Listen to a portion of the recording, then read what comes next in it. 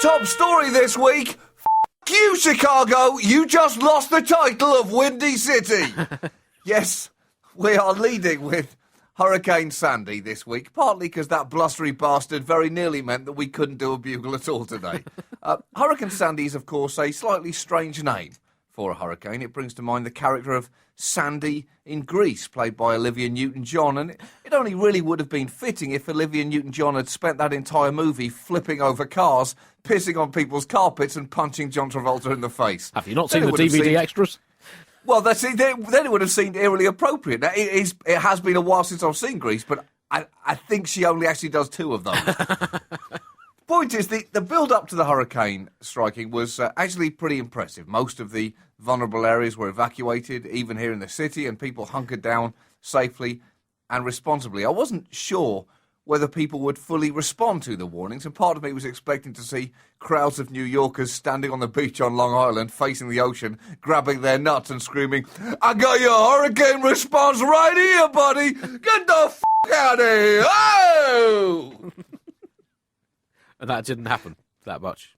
It did, well, not that I saw, Right. Andy, but I'm not going to say it didn't happen. Yeah. It probably did happen, but not in the numbers that I was expecting it to. There was one magnificent moment of lunacy in the build-up, not only just for the city of New York, but for the country of America. I was watching the local news just before the hurricane hit, as yet another reporter stood pointlessly close to New York Harbor, illustrating nothing other than their ability to be proximate to a body of water, when something truly wonderful happened. Just over this reporter's right shoulder, suddenly entering the frame, a man on a jet ski started jumping waves and zooming around New York Harbor. That's right, Andy. A man was watching the news, witnessing countless reports predicting the coming of the most dangerous storm on record in New York, and thought to himself, "Oh my God, that looks terrible. This is truly an emergency." You know what? Reacting quickly is always critical in these situations, so I'd better wax up my jet ski and get out there, because I don't want to be the only New Yorker not jet skiing around the harbour when the hurricane strikes. And I will say, Andy, credit to the cameraman at this point, because he did not hesitate to pan immediately away from the wet journalist he was inexplicably supposed to be filming, and instead he followed the jet skier all over the harbour as he attempted to jump off the highest wave he could find. It wasn't clear exactly what the long-term aim of this escapade was, but at one point I was wondering whether he was actually going to try and jump off a wave and high-five the Statue of Liberty. That seemed like the only logical endpoint to what he was doing. I just don't know why you would jet ski around New York Harbor as a hurricane blew in, unless you were going to at least try to high-five the Statue of Liberty. You're either all in or you're all out. And I was watching this and I realised that although this storm may cause significant damage and suffering, fundamentally, everything was going to be okay. Does that mean, John, is that more American than hitting baseballs off a warship into a crowd of jet skis? Not quite, Andy. No. But, you can't compare it with that. That's like, comparing a pecan pie with an apple pie. They're both American, but one is a lot more American. Because, I mean, it's a great show of defiance, isn't it? That America will not bow the knee to weather. They will not take a knee to a hurricane. No, they won't. They won't. And they will get on jet skis when the police, the Coast Guard, the mayor and the president would all expressly advise against it. That's not the point. That's almost just egging on people to get on jet skis. That's how they take that advice. America also responded to nature's threat heroically through the Philadelphia 76ers basketball team, who this weekend have unveiled the world's biggest ever T-shirt cannon. Yes. Which, I mean, to me, that timing can't be coincidence, John. They just must have been waiting for a moment when America needed some reassurance about itself. And they have unveiled the ultimate American combination of military firepower and free T-shirts. 100 T-shirts in 60 seconds, Andy. Just think that through and then yearn for the day that you see it. The only problem is now there's probably going to be an arms race across the NBA. Teams desperately try and outdo each other. Is that a bad thing, John? And for all you... No, it's a good thing. For all you pacifists out there, would the technology for this 100 T-shirts in 60 seconds T-shirt cannon exist had the human race not spent so much of the last 100 years working out more and more mechanised ways of slaughtering each other? I don't think so, John. I think that Apparently is... the Chicago Bulls are coming up with a T-shirt bazooka, just as a deterrent. They don't want to ever have to use it. We're very much in recovery mode here at the moment in the city. As I say, lots of New York is still without power, and downtown Manhattan is a very strange place to be. It is creepily dark and creepily quiet, which is especially creepy because it's literally never either of those down there. It's very hard to get around as the subway has been down all week, and yesterday there was some emergency car restrictions after Wednesday saw the kind of gridlock traffic that you would only normally see in an REM video. But did Michael Stipe suddenly jump out of a cab and start walking over the roofs of the cars and singing angelically? Did he Andy? Instead, it was just a symphony of honking and swearing, which at least showed that the city was in some way getting back to normal. So the rule yesterday was that no car would be allowed to drive into Manhattan unless it contained at least 3 people, which meant the people needed to find 2 other people to use the bridges or tunnels, which meant that they were going to have to offer lifts to their neighbours, which meant they were going to have to introduce themselves to their neighbours, something which many New Yorkers have been putting off for decades.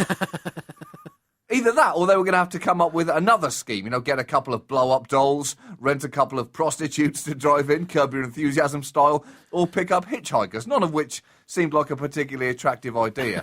But I was surprised that people didn't see this as a huge opportunity and stand at the entrance to the bridge with a sign saying, "Passenger for hire, $20 to drive me across the bridge," before jumping into the car, driving across, then walking back across the bridge and jumping into another car. They could have made thousands, Andy. How did you get to the recording, John? Did you get a piggyback from one of the Comedy Central interns? I walked most of the way, Andy, and then I did get the intern piggybacks, which I'm entitled to, Andy, because they're getting experience of what it's like to work in television. Now, which is emotionally carrying people around on piggyback. There was actually a lot of talk, Andy, about why this has happened. Was it climate change? Was it an angry God smiting down New York for being a den of iniquity? Was it the gays' fault? They often seem to get blamed for natural disasters by people who don't have any scientific pedigree but do have absolute confidence. Well, I mean, there's a point. There's, that kind of chaos theory. The butterfly flapping its wing could cause, an earthquake or whatever. Similarly, we all know that the gays, as a species, like to dance. So, it's possible that vigorous gay dancing in New York did cause Hurricane Sandy. I'm not a scientist, but we cannot rule that out, John. It's possible. It's not probable, but it is possible. Andy, some people have argued that this hurricane has somehow been engineered by highly paid Obama campaign operatives to make him look good and give him a 2-point boost in the polls. The federal government has actually responded extremely well to this crisis, and 8 out of 10 people have apparently given the president a good or an excellent rating for his handling of the emergency. Romney has the problem that during the primary debates he'd spoken out against FEMA, the Federal Emergency Management Agency, in one of his signature moments of shallow, mindless populism. A statement he was sure to get away with as long as a major hurricane did not slam into a major American city between then and the election, providing a violent illustration of the flaw in the argument for aggressively streamlined government. As long as that didn't happen, he was going to be fine. Both candidates suspended their campaigns this week, leading some to wonder whether the hurricane was in fact an act of God, who also have become so sick of the unremitting cynicism of this campaign that he decided to pull a micro-Noah to give himself a 48-hour break from the incessant political posturing. I think actually it seems that America seems to have come together slightly more harmoniously than usual. Maybe if nature could schedule in one major catastrophe a month, I think America as a nation would be much happier and more cohesive. Well, you're not alone in thinking that, because they both went out on the campaign trail again yesterday, and the president argued that, and as I quote, "When disaster strikes, we see America at its best." What? By candlelight? It's like a George de la Tour picture.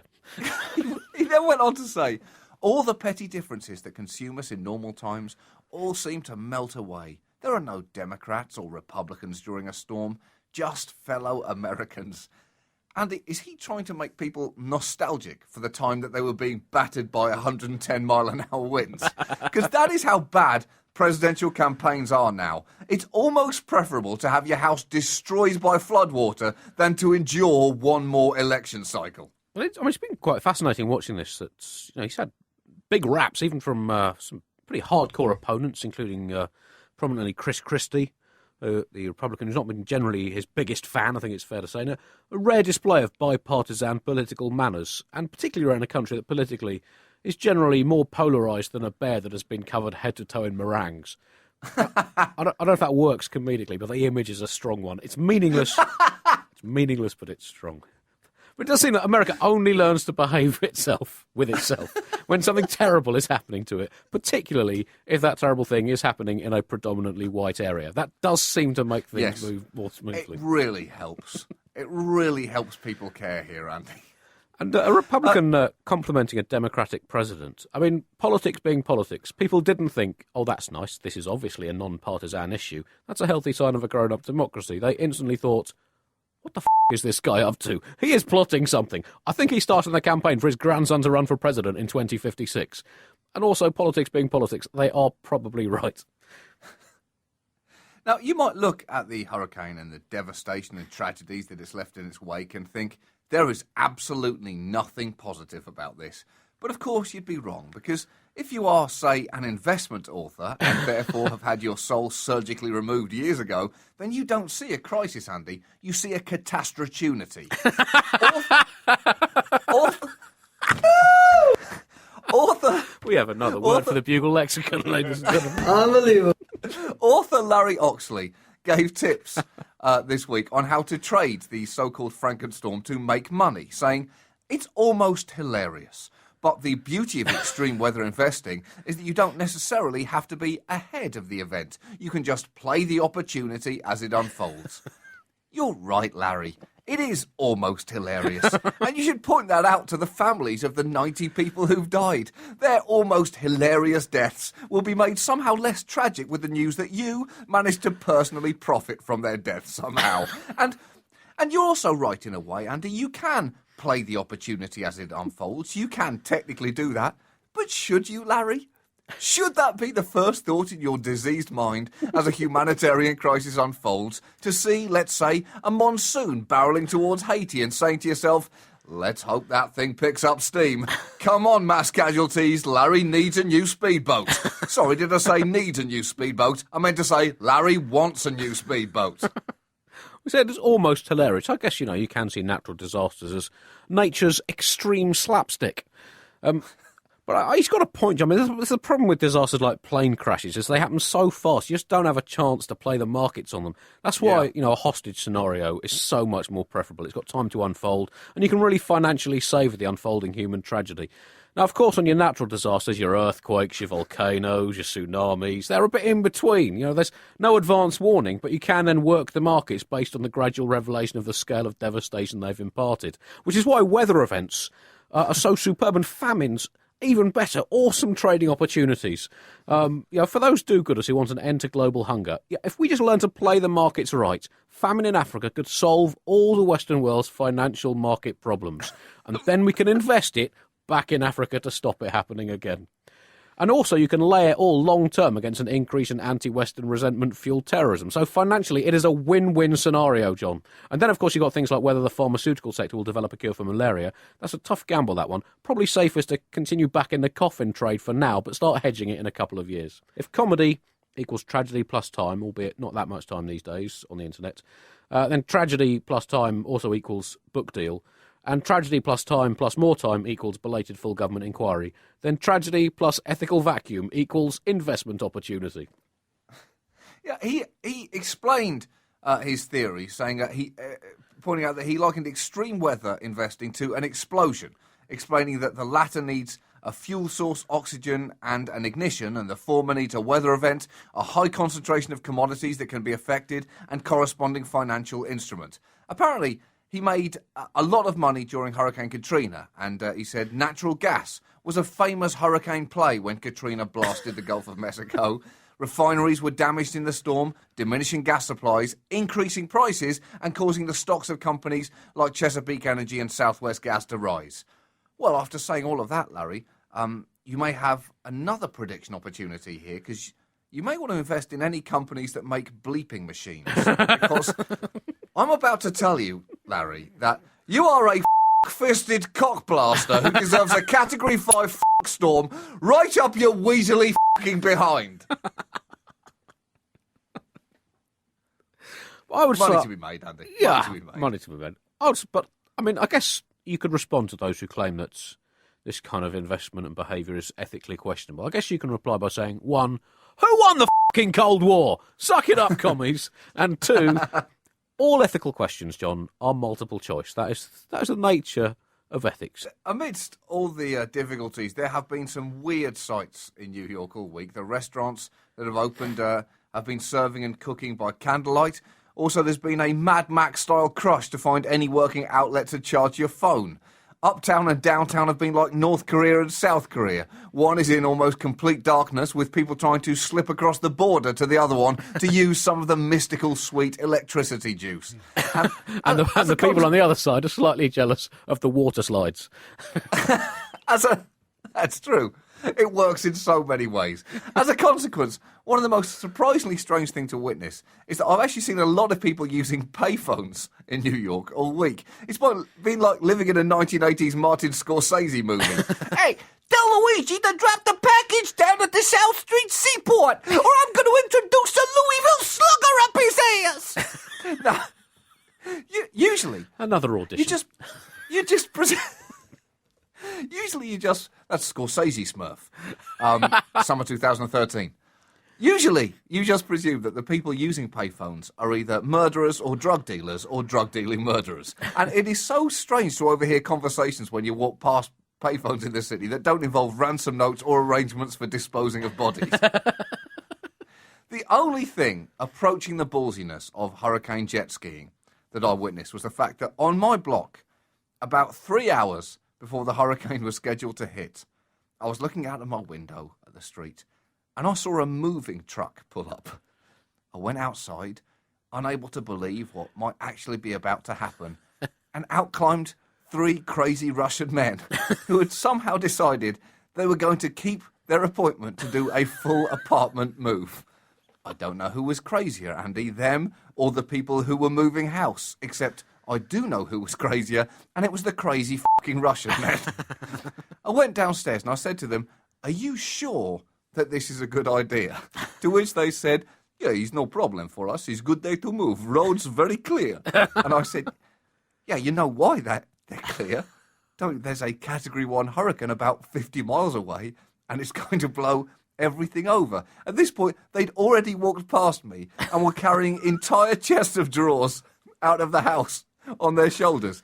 Although I did want to say to the people who were moving out, great idea not cancelling your move today. That's a beautiful wardrobe, by the way, and it's going to look stunning in about 45 minutes when it's embedded in that shop window. But the best part of all of this was that the moving company was called, and I promise it's true, Wizard of Oz Moving.